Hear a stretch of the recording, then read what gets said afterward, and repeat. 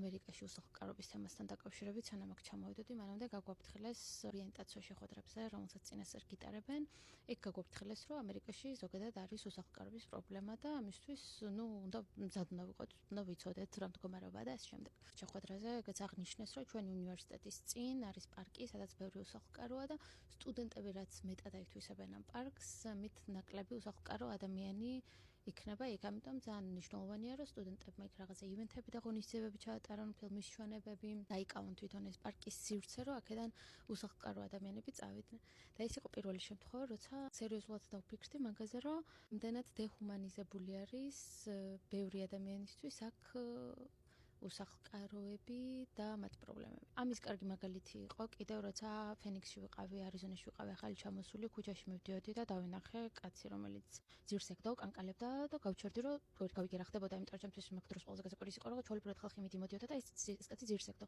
და ვიღაც რო გავჩერდა და ვკითხე, რომ მეთქი რა ვქნათ თუ რაღაც, ეს კაცი მას ვერ იღებდა და მეთქი, ანუ არც ვიცოდი რა უნდა მეკნა. მაშინ ერთ-ერთმა მითხრა, რომ ალბათ უსახლკაროა, შენ ამერიკელი ალბათ არ ხარ, ხო ეხა ჩამოხვიდიო და არ იცი. ანუ ეს იყო დამოკიდებულება, რომელმაც უბრალოდ მემახვედრა, რომ როგორი ინდიფერენტულები არიან ქუჩაში მცხოვრები ადამიანების მიმართ.